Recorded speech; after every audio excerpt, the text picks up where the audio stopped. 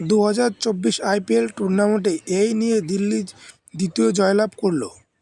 ইতিপূর্বে তারা চেন্নাই সুপার কিংসকে পরাস্ত করেছিল। শুক্রবার লখনৌ সুপার জায়েন্টকে তারা 6 উইকেটে হারিয়ে দেয়। এই জয় দলের ডিরেক্টর অব ক্রিকেট সৌরভ গঙ্গোপাধ্যায়ের মুখে যে কিছুটা হলেও হাসি ফুটবে তা বলা বাহুল্য। দিল্লি ক্যাপিটাল প্রথম টিম যে লখনৌ তার ঘরের মাঠে 160-এর বেশি রান করার পর লখনৌকে হারিয়ে দিয়েছে। এটা একটা রেকর্ড।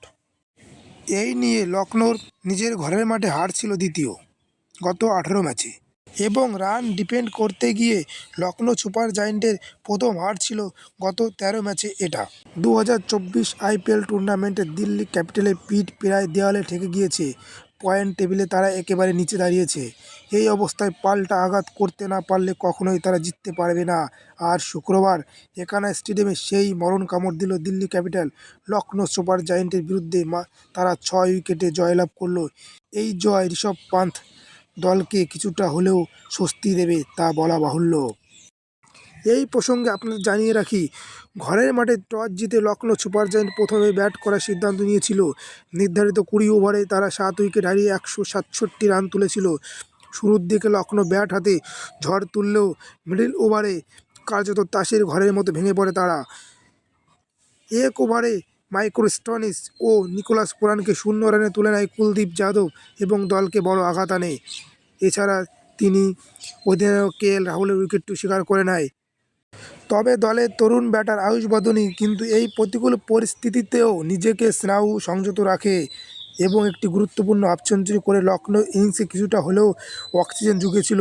শেষ পর্যন্ত তিনি 35 বলে 55 করে অপরাজিত থাকেন। দিল্লির হয়ে কুলদীপ যাদব 3 উইকেট, এছাড়া অভিজ্ঞ পেসার ইশান্ত শর্মা 2 উইকেট শিকার করে নেয়।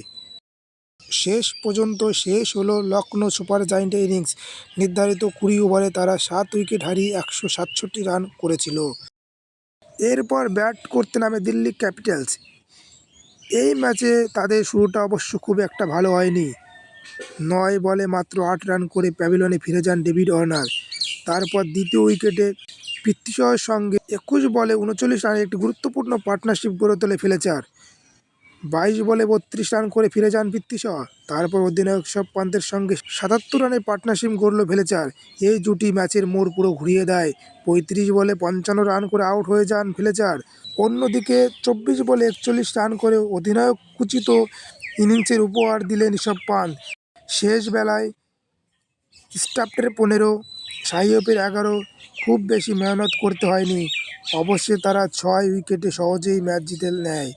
এই ম্যাচে সেরা নির্বাচিত হয়েছে কুলদীপ যাদব। অন্যদিকে পয়েন্ট টেবিলে দিল্লি ক্যাপিটালস এক ধাপ উপরে 9 নম্বরে এসে দাঁড়ায়। এই ম্যাচে কুলদীপ যাদব 4 ওভারে 20 রান দিয়ে 3 উইকেট তুলে নিয়ে ম্যাচে সেরা নির্বাচিত হয়।